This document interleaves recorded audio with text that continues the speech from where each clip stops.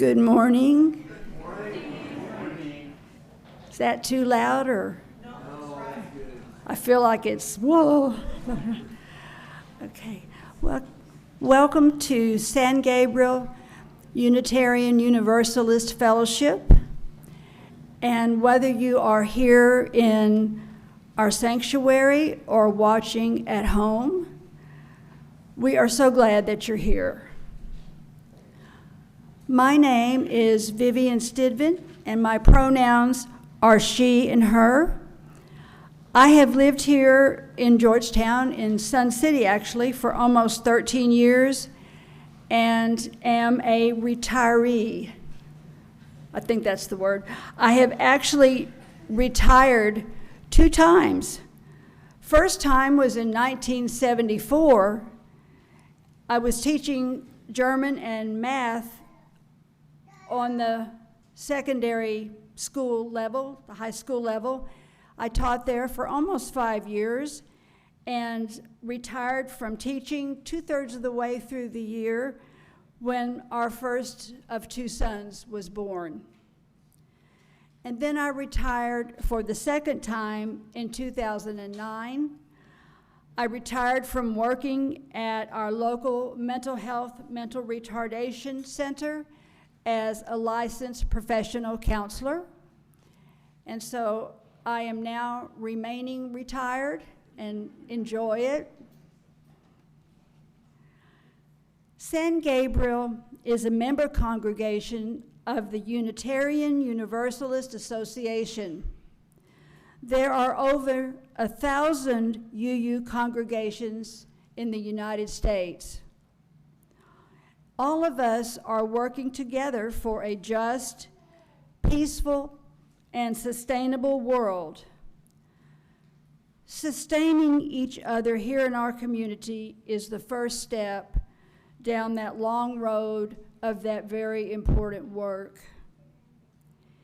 If you would like to know more about us and learn about upcoming events, please go to our website and sign up for our newsletter.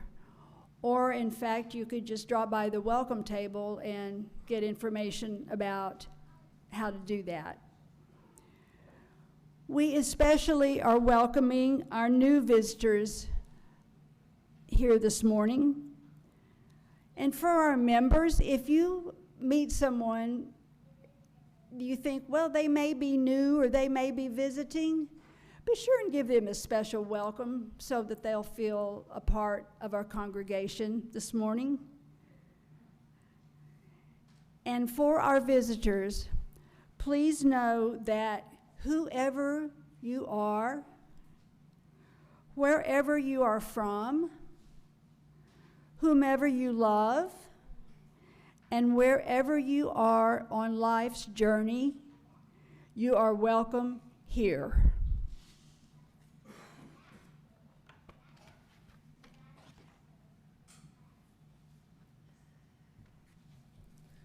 Hi, I'm Reverend Jami Yandle, and my pronouns are they and them. And this morning I want to take a moment of silence for the shootings in North Texas. Honestly, I'm out of words, so just a moment of silence for that.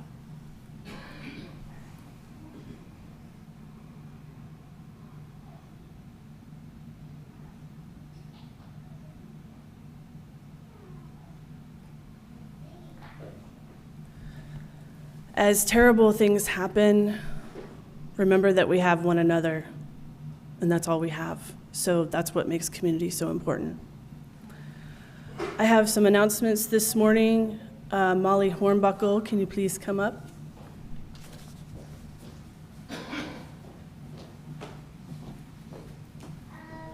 Good morning. I'm Molly Hornbuckle. I am the president of the board for the next 7 weeks. And 2 meetings, and no. And as we sort of wind down this particular church year, we start again in July, we want to take an opportunity to celebrate volunteers. The last Sunday in May, our regular meeting time will be that volunteer brunch. Nobody has to do anything. Nobody has to Well, I take that back. A few people are going to have to do some things, but for the most part, you just come and enjoy and celebrate the way that we have pulled together, grown together, and to recognize those who have been a part of the maintaining this wonderful, beloved community. The only thing you do have to do is either sign the page at the back that is an RSVP, or you'll notice on the messenger there's a little clicky link thing that you can go to and let us know how many are coming, so we'll know how many breakfast tacos to order. Thanks. Karina has been busy at the Capitol and has some news about that.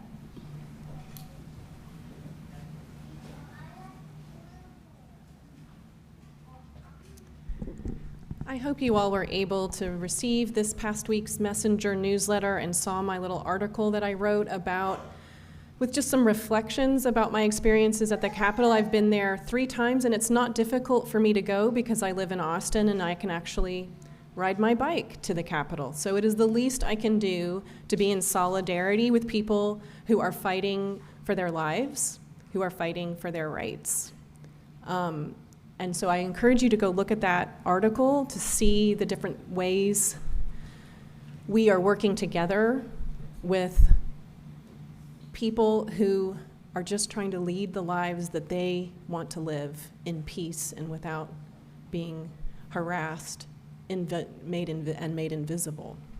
I will say that our Texas UU Justice Ministry is doing an amazing job in this coalition, and for all of us as Unitarian Universalists, I want you to think about what it means when our partner organization, like Equality Texas, like Human Rights Campaign, like ACLU, when that leadership, the leadership of those organizations uses the words of our Reverend Aaron Walter, who's the director of TexUGEM, and repeats those back as words of comfort, that we are the faith, we are the people that they are looking to for partnership in that moment and for comfort in that moment. And that speaks volumes to who we are as a faith and as a community.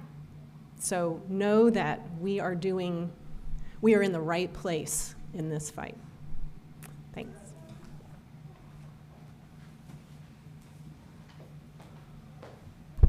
We are busy people. The rest of the announcements are here. Please take a look at it. And now for a chalice lighting by Jennifer McLaughlin. As the first hint of green begins to peek through the barren ground, as the little sprig grows into a healthy stem, as the stem grows into a stalk and forms a bud, as the bud slowly opens with each new day to form a yellow daffodil. Let us be like that first hint of green, renewed by the warmth of the sun's rays, and ready to emerge with a new energy to face the day. We light this chalice to bring a glimmer of that warmth into our space. Our opening hymn is number 29, Joyful, Joyful, We Adore Thee. Please rise and body your spirit. Lyrics will be projected.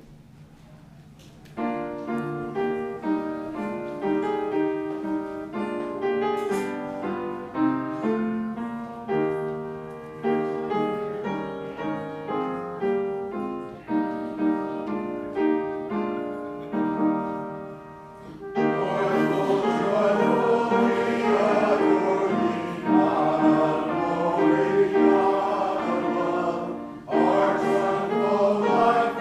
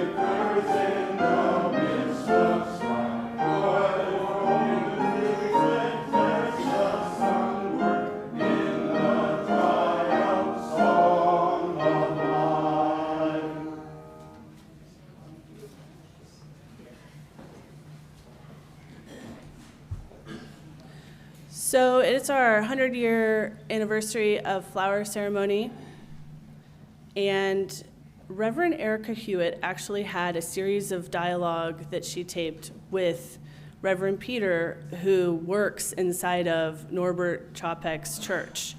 So it's a little different this morning because we're going to be watching those videos, and then she released them to the entire UUA to use for flower ceremony. So a whole bunch of other folks are, whenever their flower ceremony is, are also watching these videos as an idea of gathering us. And the whole concept is the diversity of flowers coming together, the diversity of congregations coming together. So this morning, our call to worship is Reverend Peter's meditation video.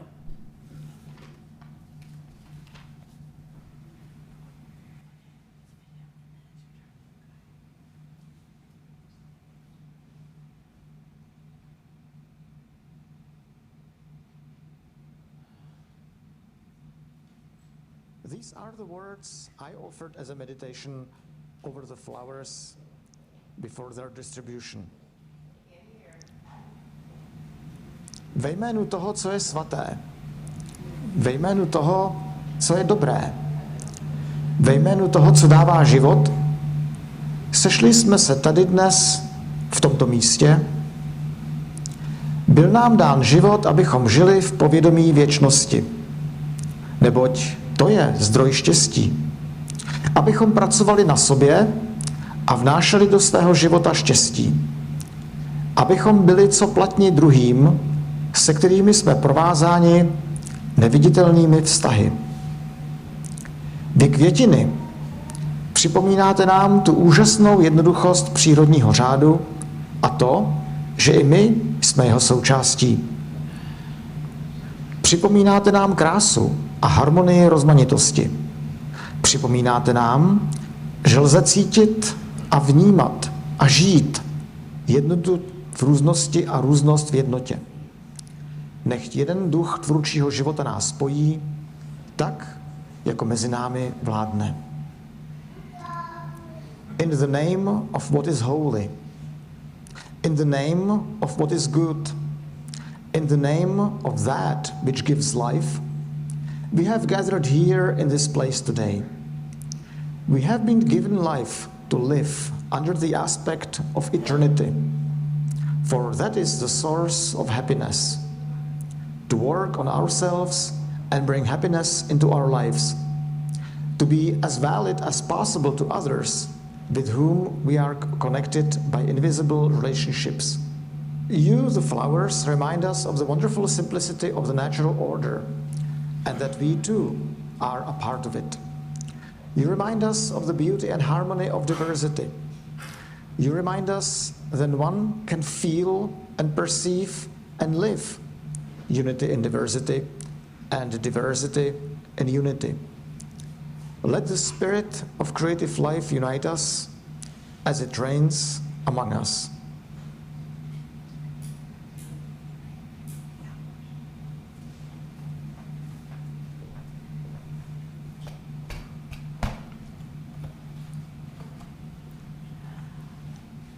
Our affirmation is an expression of our covenant with one another.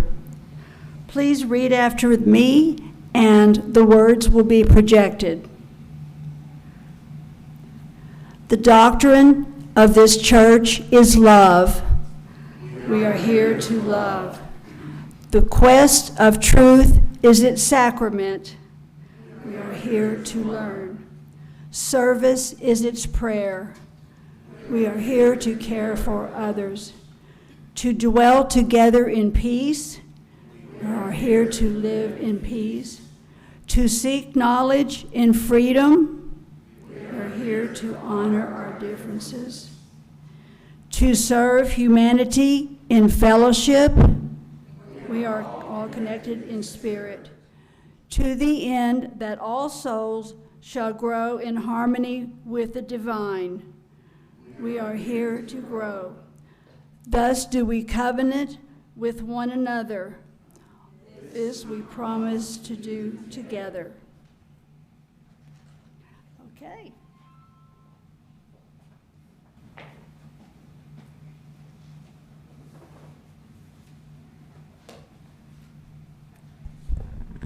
Good morning. I have a wonder box with me. Is anybody, as Unitarian Universalists, we celebrate curiosity and we encourage each other to growth. And we do that sometimes by sharing what our guesses might be, what we're thinking about. Does anybody have any guesses? It's not making a lot of noise. What was that? A dog biscuit. Indictments. What else could be in here? It's definitely a wish list.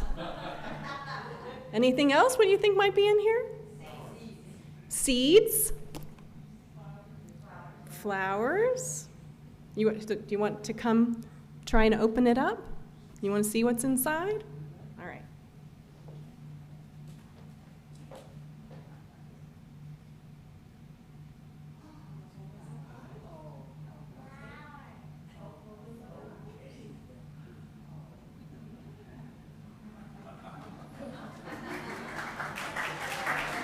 We do have some flowers. And I would love it if folks in the back could bring all the beautiful flowers that people have brought with them today. We're going to bring those forward. Today we celebrate a uniquely UU ritual, the flower ceremony. This ritual was created by Reverend Norbert Čapek, who founded the Unitarian Church in Czechoslovakia in the 1920s. Many of you brought a flower with you today, and we have gathered them together into this beautiful bouquet. These flowers, each unique, each different, symbolize how each of us, with all of our differences, each with a different contribution to make, come together in community. And as we gaze upon these flowers, may we be blessed by their beauty. May they remind us of the diversity of life, of the diversities of knowledge and gifts we all bring. And in their unity, gathered here, may they show us that all of us are needed to do the work of peace and justice in this world. So we're going to pass these back out. We have a couple of baskets here, and I could use some volunteers to split them into these two baskets. And even if you did not bring a flower with you today, we urge you to take one home with you.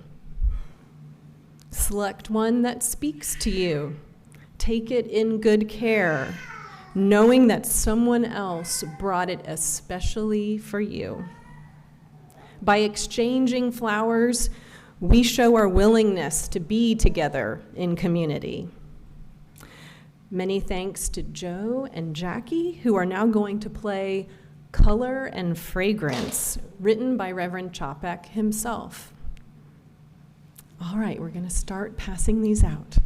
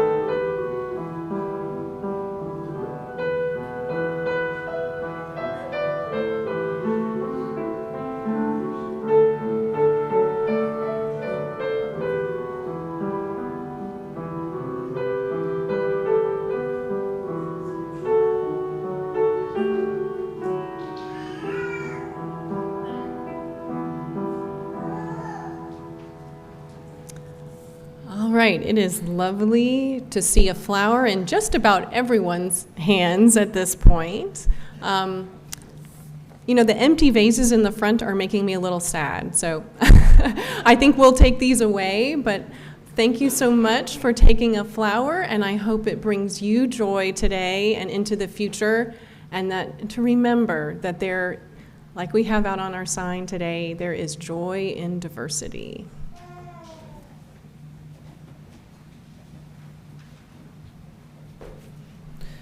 It's the diversity that brought us the flower ceremony. Chapek realized that his people and his congregation would not settle for just communion with bread and wine because it didn't fit the theological backgrounds of his congregation. So he created the flower ceremony as a form of communion that fit the theology of the people in his congregation.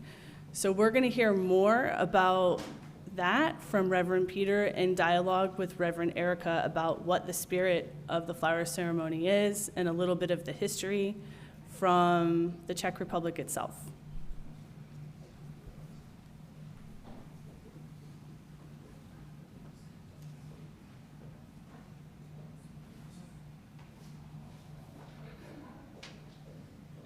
I'd like to talk about timing. You said that usually you try to hold, or the Prague congregation would have its flower celebration on the first Sunday in June. Mm-hmm. And my understanding is that's when Chapek did it. Mm-hmm. And understanding that that might be when flowers are in bloom, I've always thought of it as something that happens, or was meant to happen in June. In the United States, it gets moved around a lot, partly because flowers might be available in March in one part of the country, partly because some people use it to celebrate Easter, some people do it on Mother's Day. We've already talked about your understanding of maintaining and honoring the spirit of Reverend Chapek's ritual. How do you feel about the different timing of it? I wouldn't mind doing it different times of a year. And like I said before, our style is always different. Mm-hmm. I just would emphasize, or I would be careful about connecting it with something else, because then it becomes something else. And for me, the focus should be really on that spiritual dimension of the emphasis on bringing and taking the flowers, that thing, that acceptance thing. If we choose another topic like Mother's Day or something else, or when what I saw often in this country, when the flower communion is basically a memorial service of Chapek, that's really not what it should be, I think, mm-hmm, mm-hmm. Because then it's not about Chapek, it's about the flowers and us. Yeah. Not about Chapek. Yeah. Chapek happened to have the idea, but it's like if every time I eat bread, I would venerate somebody who developed the bread. Like, I venerate the bread and not the author of the bread. Right. Even the baker, I don't care about the baker. Well, I'm thankful to the baker, but the bread is the point. Yeah. So. I'm so glad you said that. I don't think. So your church is Christian? No. You're not Christian? No. Okay, that's very interesting. Okay, so you're not Christian.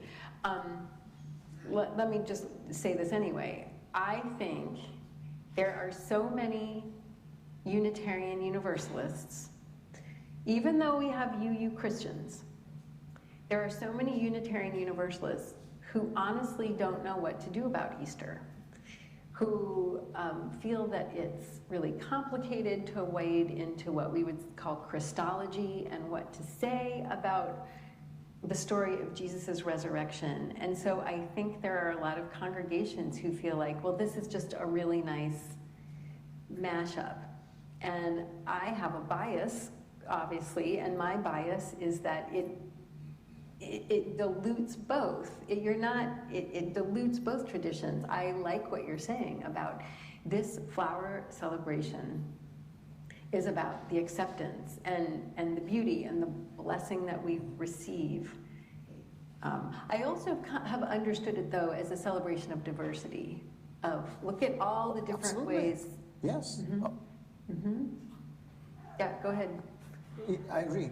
Yeah, yeah. No, a celebration of diversity. Like, look at all of the form that flowers can take. Not just living flowers, not just branches off of trees, but there's flowers someone drew, and the cake with the flower on it. All the different expressions of beauty. And I think it's important for people to hear your, you're not the arbiter of flower celebration, but it's important for us to hear this has its own deep meaning, and it's important to focus on its significance rather than accidentally shifting the significance. For example, it's not a memorial service for Norbert Chapek. On the other hand, we can consider it as a component Yeah. which can be used playfully. Mm-hmm. In the same way, like we have lighting the chalice, I could have the whole service about the chalice. And I could use the chalice just as the crust or the bookend of the service. It's my choice or our choice how we want to incorporate it into the service. Yes, but always it should keep the meaning. So if it is highlighted without any word, with full attention, I light the chalice, and people perceive the moment with full presence. It's fine. Making a service out of it is fine too. But what I would not like is to do it like, by the way, here's a nice chalice, now let's light it, let's go on. Yeah. So I would not want the flower communion component to become that, like, by the way, we have these nice flowers, we brought them here, and they are beautiful, right? And so let's go on, and mother service, There's a reverence to it. Right? Reverence, a sense of awe. Attention, reverence, and focus. It could be very short. Then it can be certainly used as a component of the service of whatever kind, Mother's Day, Christmas, or whatever. But it would be interesting to have a Christmas service with flower communion, by the way. I guess. What I find so interesting is the way that you clearly, Reverend Peter, but also your congregation, your church, you have deep, deep regard and respect for the tradition of the flower celebration. And you've talked about how creatively you enact it and celebrate it every year. You've talked about creating new rituals like the good thought or the sharing of the light. So I love the both and. I love how flexible and elastic and progressive your worship life seems to be. At the same time that you say, well, this is what's important about the flower celebration.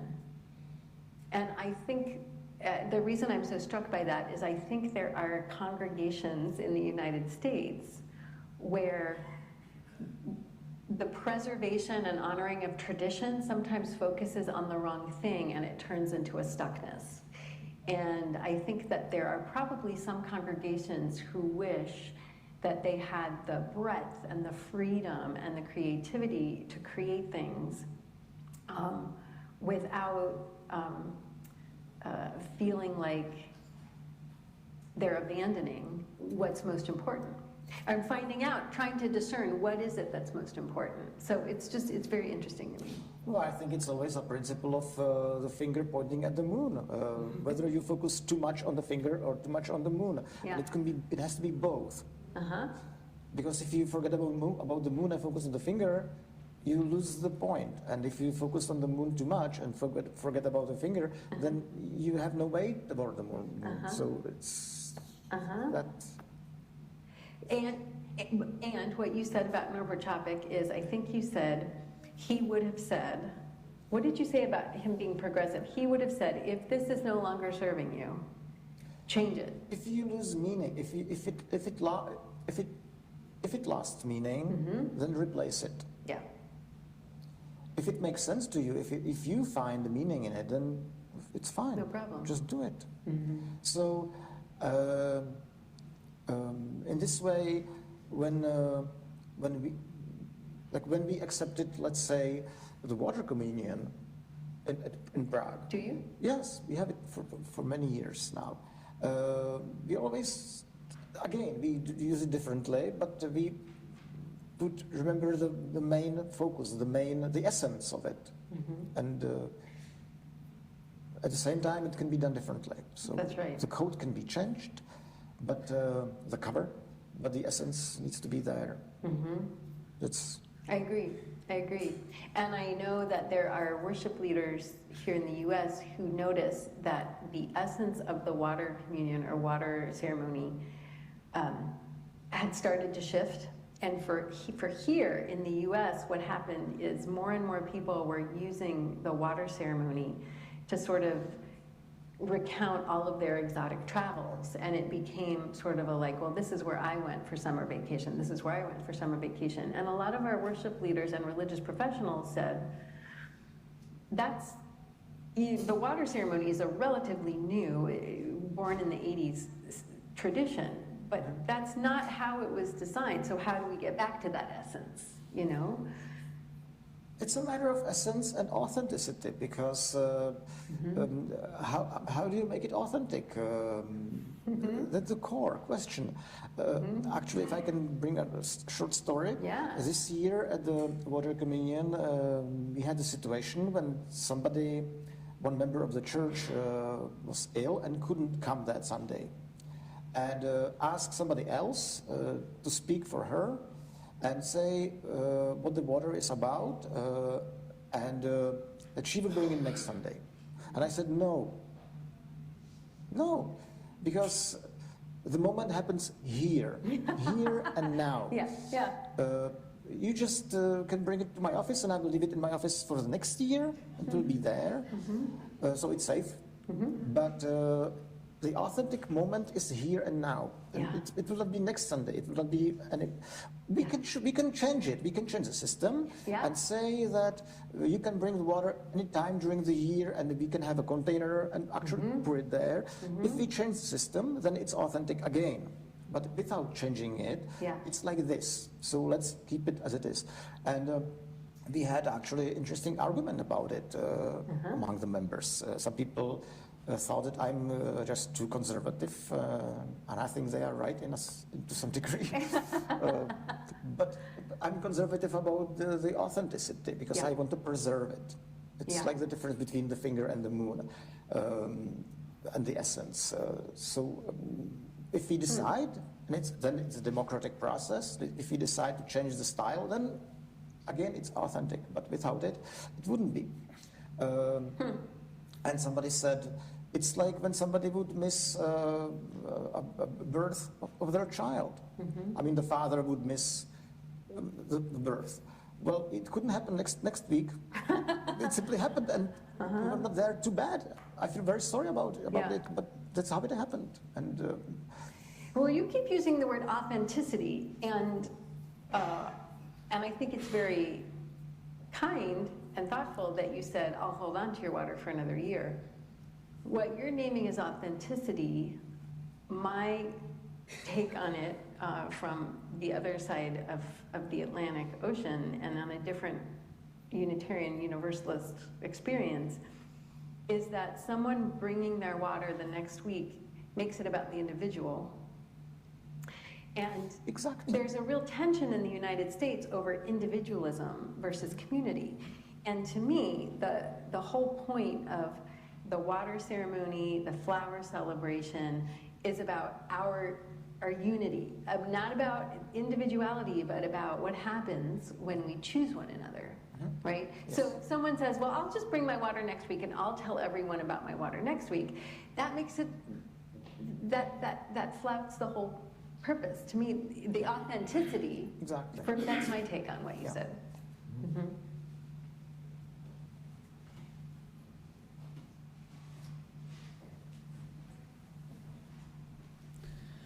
Čapek was arrested by the Gestapo in 1942. He died in the concentration camp because he was listening to foreign leaders talk about things. He held a flower ceremony in the concentration camp before he died, and then his wife brought it over to Boston, I think in 1940. He was building a church that we're trying to build. It was a church that was willing to take risks, to make tough decisions, to bear disappointment, and to build a new way. First, by building a church, and then we can build up the world. Our next hymn is number 352, Find the Stillness. And something that Reverend Peter said is he really liked this in his congregation because of the Transylvanian minor key, I think is how he put it.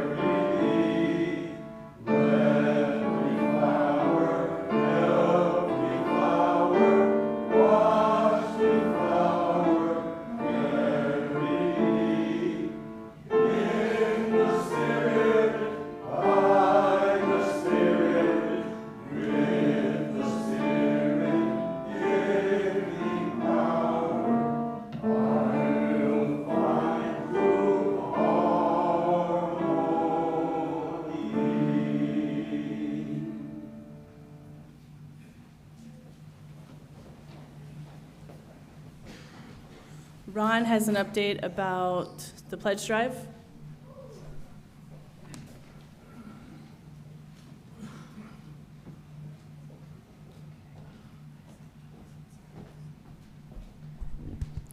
Good morning.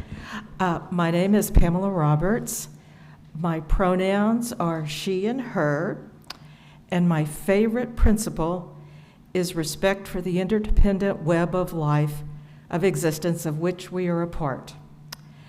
I found Unitarian Universalism in Kerrville, Texas, back when it was a small lay-led congregation, and after that I went on to join the Unitarian congregation in Eugene, Oregon. And in Eugene, Oregon, it was very easy to be a Unitarian. There was a joke about, it's kind of a mean joke, but it's diversity. What is diversity? It's how many different colors of Priuses there are in the parking lot. Anyway, so it was easy to have UU values there, but it's a little more difficult here in Georgetown and Sun City, and that's why I'm so grateful for all of you and for my connections group and the Soul Matters materials. And I don't know where I would be if I didn't have this group. And I thank you all very much and give you a big virtual hug. And just as a sideline, I grew up as a Southern Baptist. So you can see I've come a long, long way. And I always think about that if I'm discouraged about something. I think, oh man, look how far I've come. And maybe that little advice would help you. Okay, thank you. So in summary, that's why I love coming here.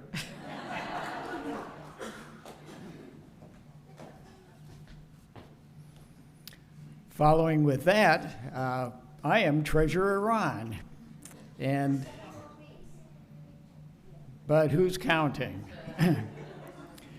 There will be an election for a new board in June. As I said a year ago, I will not stand for re-election as treasurer for a 5th year. 4 was the magic number. And now the pledge drive. 3 weeks into what we said would be a 4-week pledge drive. Our goal was $170,000. We have collected pledges for $140,000 so far. That's more than 3/4, so we're ahead of the game. During the next week or so, I will be following up. There are pledge cards in the back. If you need one, would like another one, don't send in 2. It's not like voting in Chicago. Please take one. And if you've got any questions, there's contact information. Feel free to contact me. People have been very generous. We have new pledges. We have pledges that have increased. We have pledges where people have contributed a generous amount of money considering circumstances. And I think that everyone has been very generous, and I thank you very much. And I'm optimistic that we will achieve our goal. So, talk to you in a week. Thank you.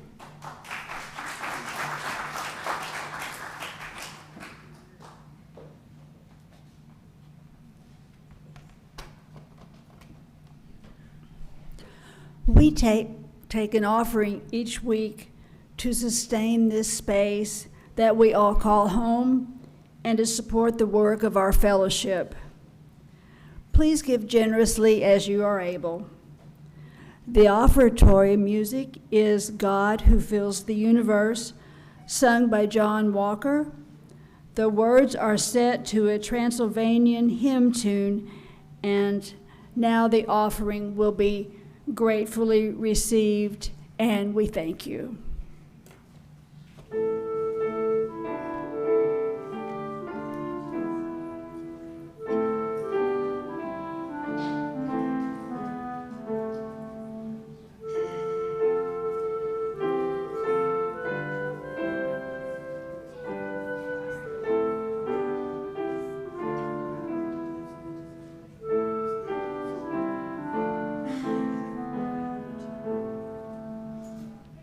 God who fills the universe, from the atom to the stars, make firm my changeful heart, so I may do my part and bring joy to all the earth.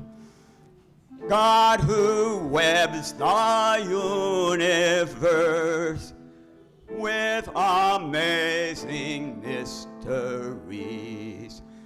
make glad my fragile soul, so I can see life whole and bring hope to all on earth. God who keeps the universe by the truth of living love, make strong this love in me, so I can set it free and bring peace to all on earth.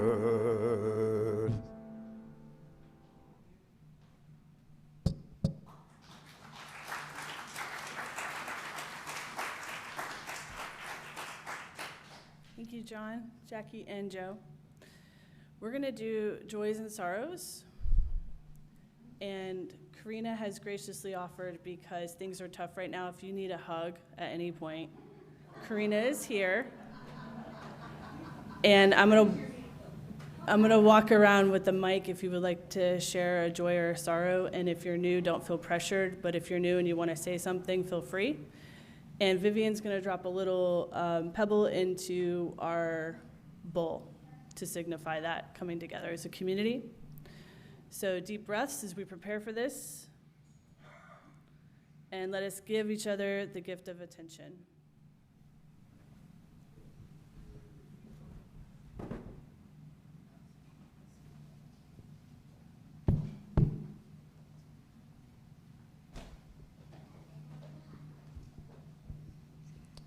My name is Lou. I've come with joy. I'm celebrating this morning that our own Stephanie Blank was voted in again to serve on the Georgetown Independent School District Board. Congratulations to Stephanie, who's here this morning. We are delighted that the citizens of this community want to continue on the school board in the name of helping all children. So congratulations, Stephanie. I've also come today with a heavy heart about another mass shooting right here in our own state. The sadness that we feel, I think all of us experience when we see one of these mass shootings, but I've come with a little bit of anger about the state legislature in Texas' unwillingness to do anything to address mass shootings. They won't even pass red flag laws to keep assault weapons out of the hands of disturbed people. And I think we need to let this anger, at least for me, motivate me and maybe you to express, our prayer, not just for families, but prayer for legislation to keep assault weapons out of people's hands.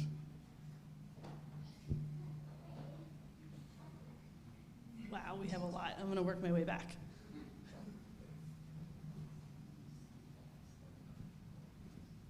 Hi, everybody. It's that time of year when Larry and I leave to go up to New Hampshire to be near our son and his family up there. And it's always bittersweet because we're leaving you all in Sun City and Georgetown and leaving our daughter and family down here. But we've done it for 15 years and it's worked really well. So goodbye, and we'll see you in mid-September.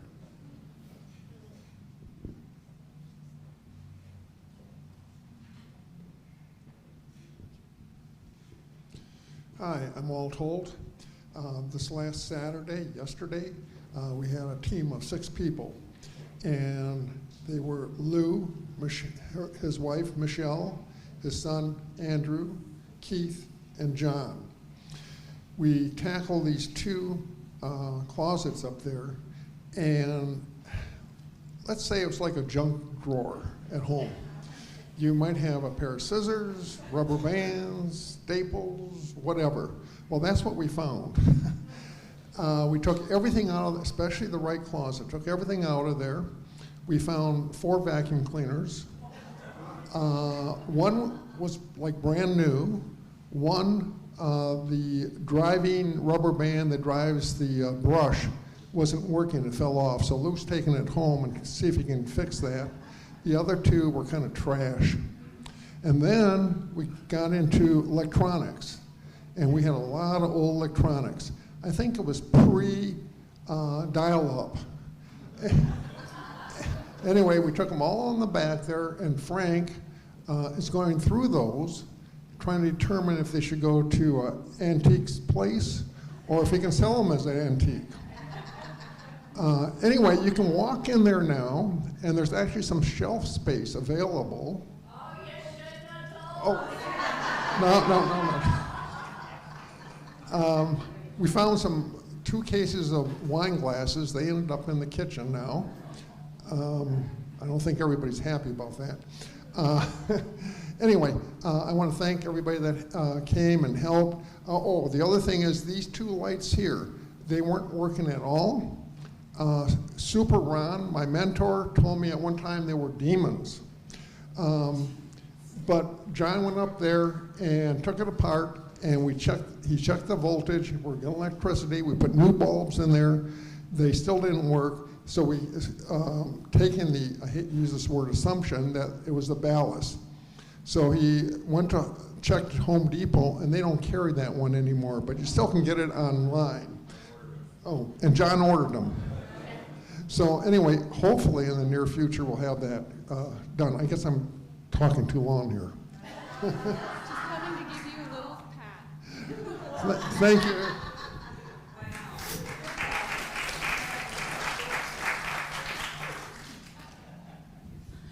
My name is Stephanie Blank, and I think you all know what one of my joys is. I have two. I want to thank Lou and Clara and quite a few of you at the congregation to help me get reelected. This was a very hard-fought battle this time, and it will probably be next time. But thank you so much for your support. And my other joy actually has to do with my middle grandson, who never thought he was ever athletic and decided to go out for tennis as an 7th grader, and he won 2nd in district.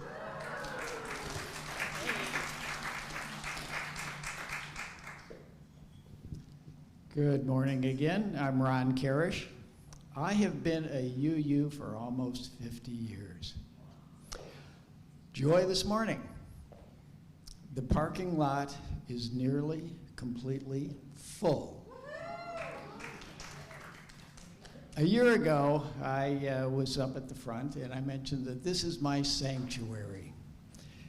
And given the way things have been going, in the 50 years or so that I've been a U or a UU, I have never needed this sanctuary as much as I do today. So I'm sorry that I need you that much, but I'm eternally grateful that we are here together. What were you happy about?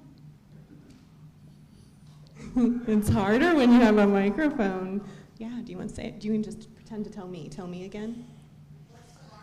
I'm having a unicorn birthday. Just having a unicorn birthday. All right.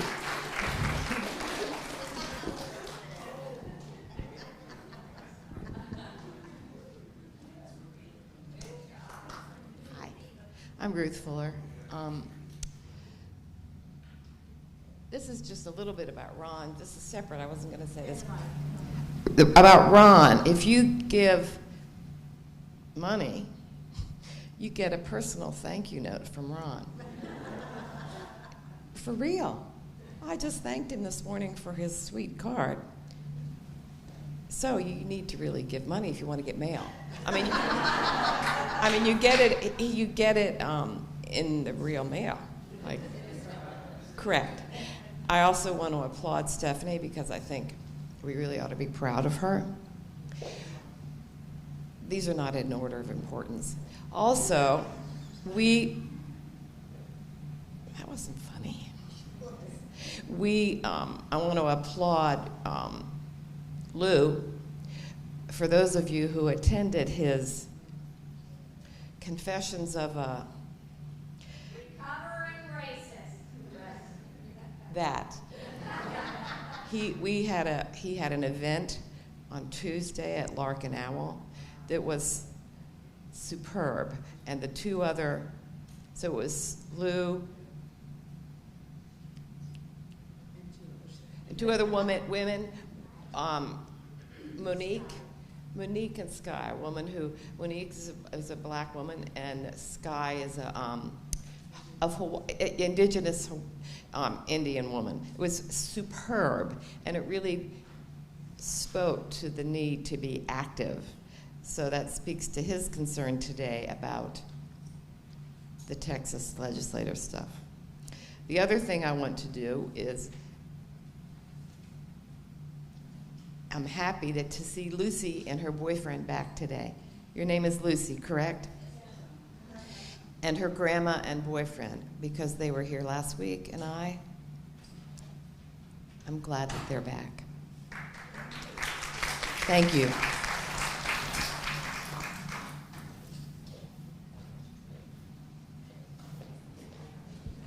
Hi, I thought I'd meet you halfway. I'm Kelly. I'm going to keep mine brief. This has been a long one. This is the longest one I remember. I have a joy. Last weekend, I had the pleasure of attending an event in honor of my father, who passed away less than a year ago. And they planned that funeral really, really quickly, and I was just in shock the entire time, so I honestly really didn't know what was going on.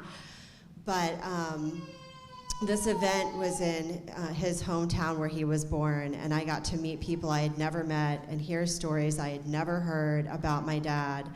And Stephen got to come with me, and it was just a really beautiful event. And I'm so happy that I was able to have that, and I'm so happy I can come here and tell you guys about it. So thank you.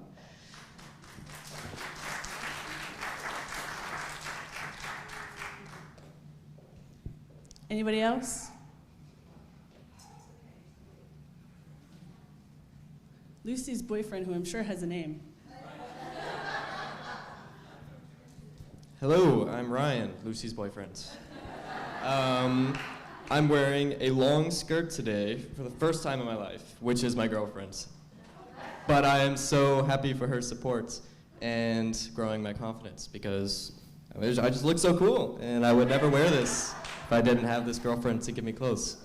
I'm also going on a road trip to Salt Lake City, seeing a music festival with a lot of my favorite artists. I'm really excited for that too.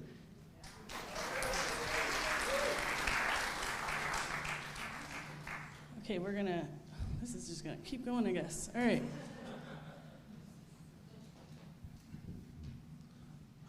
My name is Jay McMillan, and I have an opinion as usual.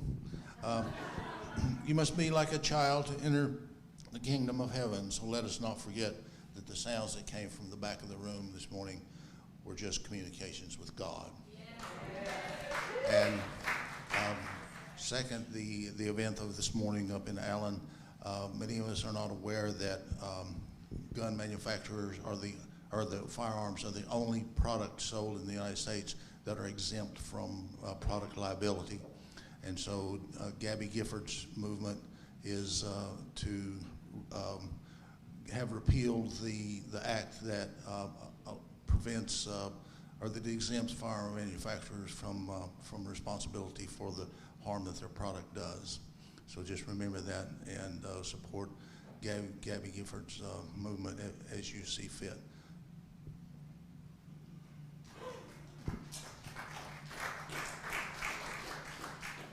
I have a joy.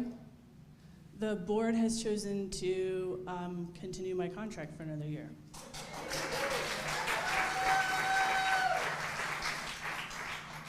Previously, I was a hospice chaplain for years and years, and I took you guys on, and you took me on, and we didn't know about each other, and we're learning, and we're growing, and I have some big dreams and visions, so right now we're in contract negotiations. So, good news, and thank you for keeping me around.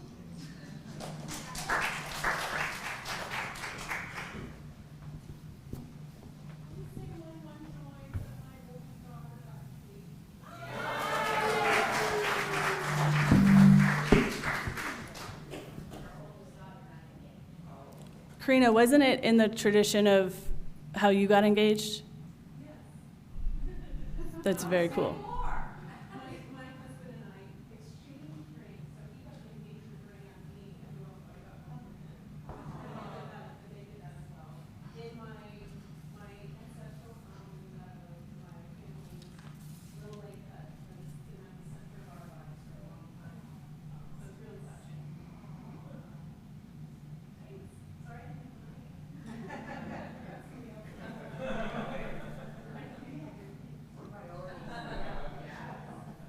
All right, I think we're done.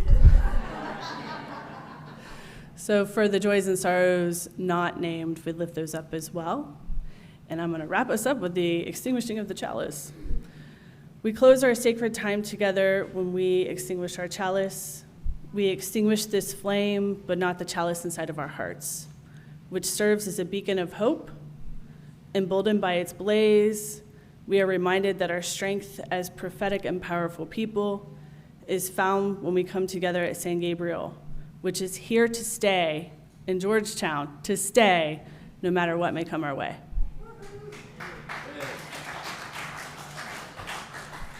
So you can get up during the postlude according to Jackie. I know that you all like to stay, and that's fine too, whatever you want to do. But next is the postlude, and then join us for coffee and fellowship in the next room over.